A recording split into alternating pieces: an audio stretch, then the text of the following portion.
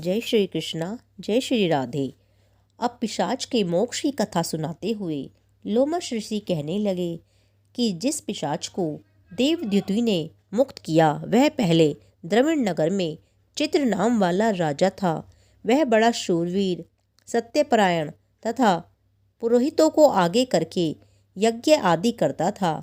दक्षिण दिशा में उसका राज्य था और उसके कोष धन से भरे हुए थे। उसके पास बहुत से हाथी, घोड़े और रथ थे और वह अत्यंत शोभा को प्राप्त होता था। बहुत सी स्त्रियों के साथ क्रीड़ा करता था और अनेक यज्ञ उसने किए थे। वह नित्य अतिथियों की पूजा करता था और शस्त्र विद्या में निपुण था। ब्रह्मा, विष्णु, महेश तथा सूर्य की पूजा सदैव किया करता था। वह जंगल में भी स्त्रियों से घिरा हुआ क्रीड़ा किया करता था। एक बार वह पाखंडियों के मंदिर में गया और वेदहीन, भस्म लगाए हुए, महात्मा बने हुए पाखंडियों से उस राजा की बातचीत हुई। पाखंडियों ने कहा कि हे राजन, शैव धर्म की महिमा सुनो। इस धर्म के प्रभाव से मनुष्य पाप को काटकर मुक्त हो जाता है। सब वर्णों में शैव मत ही मुक्ति देने वाला है। शिव की आज्ञा के बिना दान, यज्ञ और तपों से कुछ नहीं बनता। शिव का सेवक होकर भस्म धारण करने, जटा रखने से ही मनुष्य मुक्त हो सकता है। जटा धारण करने तथा भस्म लेपन से ही मनुष्य शिव के समान हो जाता है। इसके बराबर कोई पुण्य नहीं है। जटा भस्म धारण किए हुए सभी योगी शिव के सदृशी होते हैं।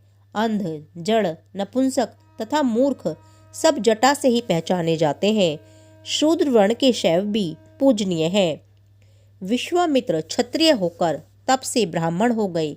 वाल्मीकि चोर होकर उत्तम ब्राह्मण हो गए। अतएव शिव पूजन में किसी बात का विचार नहीं है। तप से ही ब्रह्मत्व प्राप्त होता है, जन्म से नहीं। इस कारण शैव का दर्शन उत्तम है तथा शिव के सिवाय दूसरे देवता का पूजन न करें। शिव तपस्वी को विष्णु का त्याग कर देना चाहिए। विष्णु की मूर्ति का पूजन नहीं करना चाहिए। विष्णु के दर्शन से शिव का द्रोह उत्पन्न होता है और शिव के द्रोह से रौरव आदि नरक मिलते हैं। इसी से भवसागर से पार होने के लिए विष्णु का नाम भी नहीं लेना चाहिए।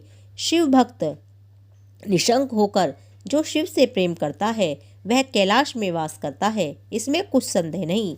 इस धर्म का पालन करने वालों का कभी नाश नहीं होता। इन पाखंडियों के ऐसे वचन सुनकर राजा ने मोह में आकर उनका ही धर्म ग्रहण कर लिया और अपने वैदिक धर्म को त्याग दिया। वह श्रुति, स्मृति और ब्राह्मणों की निंदा करने लगा। उसने अपने घर के अग्निहोम को बुझा दिया और धर्म के कार्य बंद कर दिए। विष्णु की निंदा और वैष्णवों से द्वेष करने लगा और बोला, कहाँ है विष्णु? कहाँ देखा जाता है? कहाँ रहता है? किसने देखा है? और जो लोग नारायण का भजन करते थे उनको खूब दुख देता था।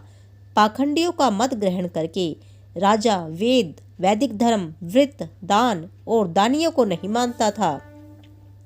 अन्याय से वह दंड देता। वह कामी राजा सदा स्त्रियों के समूह से घिरा रहता और क्रोध से ही भरा रहता। गुरु तथा पुरोहितों के वचनों को भी नहीं मानता था। पाखंडियों पर विश्वास करता हुआ उनको गांव, हाथी, घोड़े और स्वर्ण आदि देता था। उनके सब कार्य करता, भस्म धारण करता और मस्तक पर जटा रखता था। और जो कोई विष्णु का नाम लेता उसको मृत्यु का दंड दे देता। यह ढिंढोरा उसने पिटवा दिया था। उसके भय से ब्राह्मणों तथा वैष्णवों ने उस देश को छोड़ दिया और दूसरे देशों में चले गए। सारे देशवासी केवल नदी के जल से ही जीते थे। जीविका से दुखी होकर वृक्ष आदि नहीं लगाते थे, नहीं खेती बाड़ी करा करते थे। प्रजा अन्न के अभाव से गला सड़ा अन्न भी खा लेती थी। आचार, विचार, अग्नि क्रिया सबको छोड़कर काल रूप की तरह वह राजा शासन किया करता था। कुछ काल पश्चात उस राजा की मृत्यु हो गई और वैदिक रीति से उसकी क्रिया भी नहीं की गई। वह यमदूतों से अनेक प्रकार के दुख उठाता रहा। कहीं लोहे की कीलों पर से चलना पड़ा, कहीं जलते अंगारों पर चलना पड़ा जहाँ सूर्य अति तीव्र था और न कोई छाया का वृक्ष था। कहीं लोहे के डंडों से पीटा गया, कहीं बड़े बड़े दांतों वाले भेड़ियों और कुत्तों से काटा गया।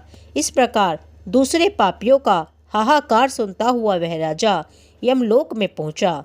23वां अध्याय पूर्ण। जय श्री कृष्णा, जय श्री राधे।